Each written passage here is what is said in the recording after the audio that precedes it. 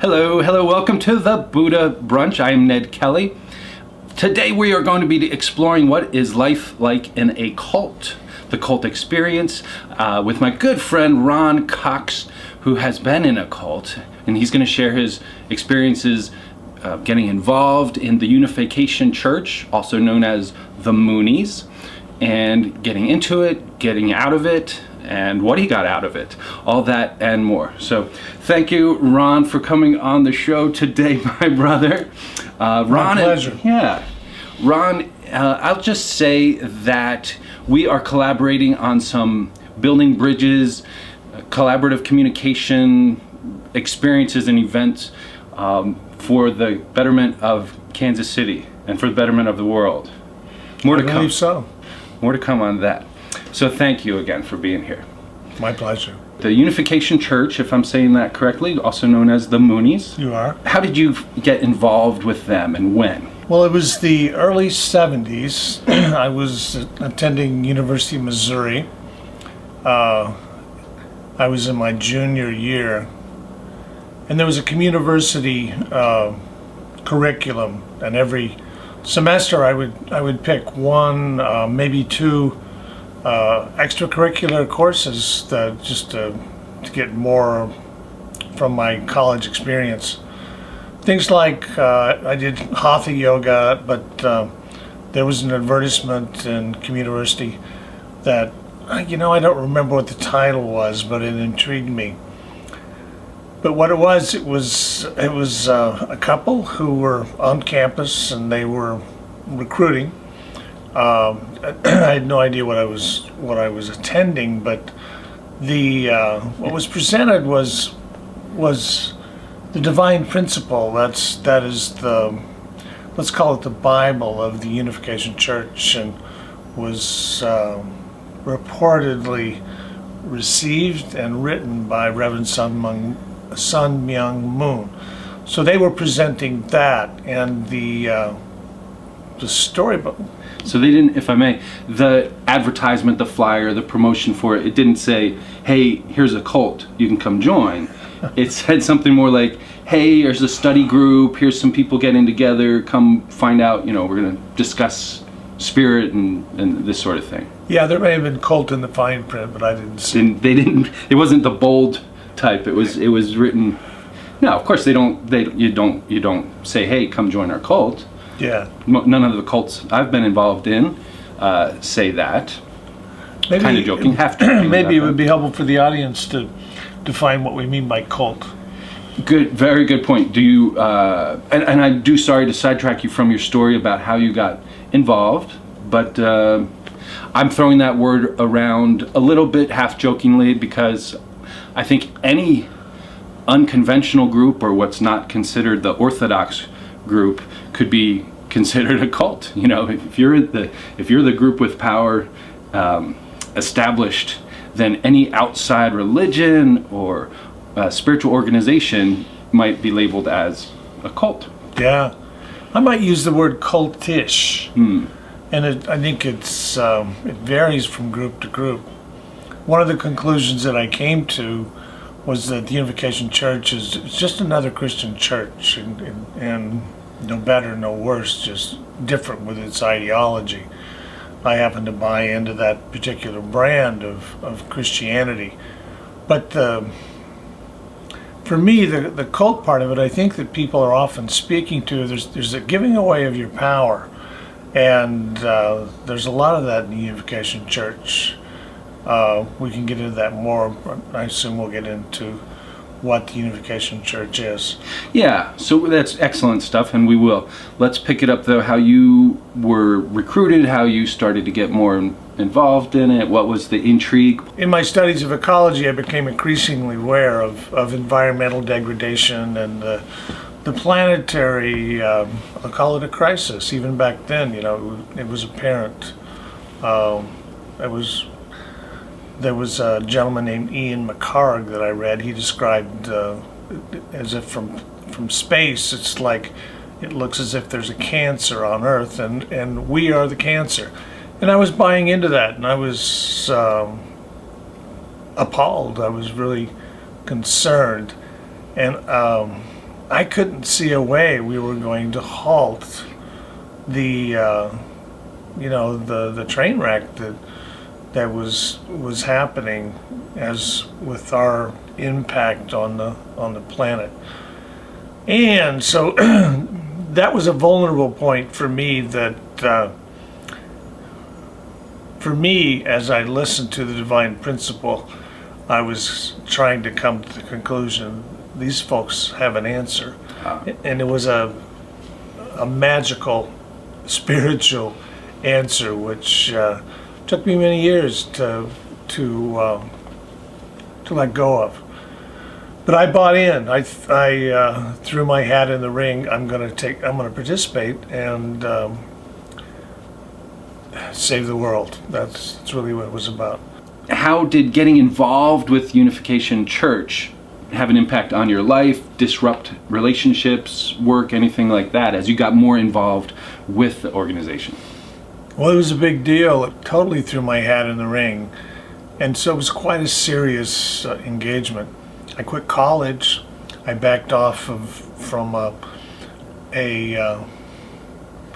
I'd received a grant to study state state parks in Missouri, touring with a collective band of geologists and ecologists, all of his students, and we were going to spend the whole summer doing that. I was leading that. I turned that over to a friend of mine, stepped away from that, and I stepped away from my family. I did. It was a new life. I stepped away from most everything. But you didn't have to give away all your possessions, that sort of extreme, move to a compound somewhere, not quite. Well, I didn't have much in the way of possessions. And I followed the directive, and I became participating in fundraising activities and originally in the area, and then somewhat mobily, and then I ended up in Chicago for a number of years. Yeah. And you took part in one of those mass group marriages, is that correct? I did. And that, yeah. Am I jumping too far in the story, or do you want to talk about it? Well, let's see what segue would there be. It seems like a jump. It feels like down the road a ways. Yeah, well, what else? Bring us up from, so you're getting more involved, you moved to Chicago. So I moved to Chicago and I became part of a business that was forming and in some ways sponsored by but contributing to the church. And there was a group of a dozen of us, and I'm not sure how the group was collected. I knew some of the principals, and it was a good fit for me. I have good I guess call them business skills, and I work collaborative well. So I contributed and participated, and in a lot of ways I benefited. So you were out there prostituting yourself you were doing whatever you had to do. Did it feel like you were compromising your values? Well, in retrospect, I gave up my personal power in that I wasn't listening enough to my own inner voice and following that. I was following the directive of leaders and bosses and I was following instead of leading my own life. There's a surrendering and there's a, I guess, believing that it was contributing to we were turning things around, we were saving the world.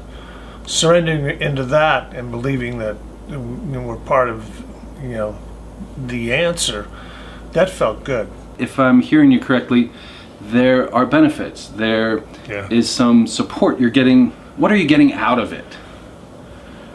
Well, I'm part of a community, and for the most part, really wonderful people, idealistic like myself, and coming together as family to believing that we're saving the world. So the energy with that is really wonderful. Are you ever asked or forced to do something, that really feels wrong or destructive to you? I was asked to be celibate. That was against the grain of certainly how I'd been living my life. 60s, 70s? Not just asked, I would say was expected or even Sure. Demanded. There's a progression to, I guess I would call it, I don't know if they use this language of purification through some years, and then there's an arranged marriage, a blessing, and at that point, things are bumped up a notch, and you hopefully have your own family, and that is how the true family in the ideology of Unification Church is established and spread. I mean, that can be abused for sure. Sacrifice yourself for the sake of the whole. It's one thing to say, I'm going to seek the true Buddha nature at the center of my being, whatever that is, or the Christ self, Yeah. or whatever that is. And I find at the center of my being, the center of your being, and the center of all being. That's different to me than saying, it is not I, but it is something other than myself. That's a great distinction. In the Unification Church, where were you in that process? Where were you? I gave up too much. Yeah, I gave away, I would use the language, I gave away my power. I wasn't able to discern in the way that you're just talking about. Even though I previous to Unification Church, I began to explore spirituality outside of religion, and when I joined Unification Church, I became part of a religion with an ideology. Yeah, I surrendered to some extent my own connection with the divine and my knowing of what's right for me, and looking towards others who know what's best for me. Mm-hmm. That is a dangerous position to put yourself in. And that, I think, is the danger in any religion, whether they're considered a cult or not. I would agree. Now, are we up to the point we can talk about the marriage? The big group marriage? Sure we Yeah. can. Tell us about that. It's an arrival, if you will.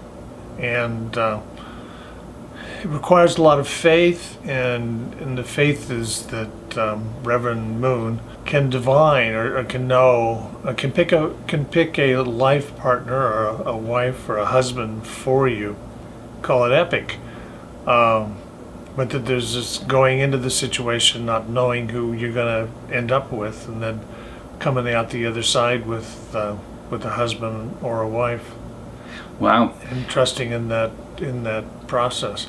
Seems to work as far as using the measure of longevity of marriages. In some cultures, arranged marriages work well, and couples make it work.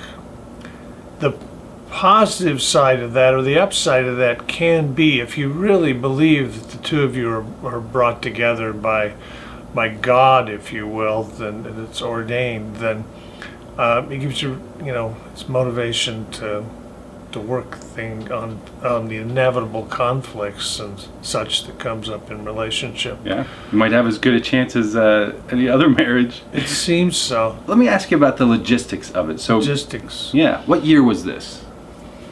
Late 70s? I should know. Yeah, it was late 70s. Late 70s. And Reverend Moon himself is doing this from Korea? Or is he in the United States to come to actually... Reverend Moon's in the house. He's there, in-house. You were in New York City? New York City. I remember seeing that on the news. Yeah. Now, we didn't have eHarmony, back then, Match.com or anything, but they are matching up, hundreds or thousands of couples? Are they Hundreds. drawing the names out of a hat, or just when people arrive, they just, 1, 2, 1, how does that work? Do you happen to know? Well, my understanding was, and I wasn't part of the process, so it's what I heard, but Reverend Moon looks at the pictures and he says, you and you, you and you. What happened from there? You lived together? We spent time together. I got to know her. Her name was Martina. And that was part of the unraveling. I'd had my own relationships before the Unification Church, and certainly observed others in marriage. I had my idea what marriage was and what it took, and I just really wasn't there for. I can only really speak for myself, but I didn't. No, the feeling wasn't there. And the feeling was important to me. Perhaps others do fine with that faith, if you will, and but for me there was a connection, a chemistry, a feeling that was important to me, and we just weren't able to foster that or find that. And I was encouraged to go to the Unification Theological Seminary, really for grooming for greater leadership within the church, which is kind of the avenue for a lot of leaders in the church. So I went to the Unification Theological Seminary in upstate New York, a lovely spot. It's an old Catholic seminary, and So it was already accustomed to supporting cults. Joke. well said. Not a joke. I was excited, and I like school, and religious education really it appealed to me. I dropped everything or stepped away from. I was still involved in the Chicago business and as a leader in within that business, and was encouraged to lay that down and go to seminary and go on to greater things. So the seminary it's a beautiful place. It's really lovely, and I joined other men and women like myself, and it was very exciting to land, and the professors. It's an interesting context, and it's sanctioned and to some degrees designed by Reverend Moon, but there was a Jewish rabbi that came in to teach one of the world education classes. There was a Catholic psychotherapist, but it was ecumenical, and we got perspective of all these different churches. You might want to use the word cults, and wonderful opportunity to take a look at world religions, and that was another part of the unraveling for me. I was there for 2 years, and I loved much of my time there until I got clear that I would be leaving. Then it was hard for me to complete my studies and graduate, but I felt that was important, and I did.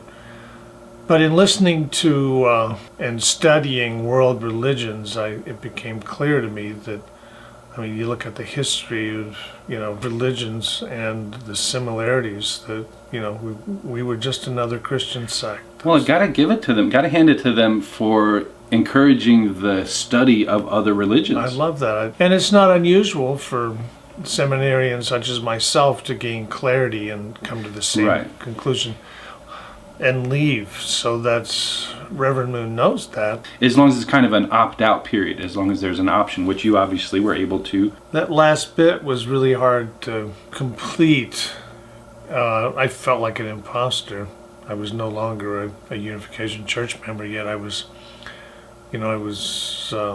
at the seminary, but I felt it was important to complete. So I found my way through, and then I made an announcement, went to one of the leaders in New York and met with him, and I told him my decision. He didn't try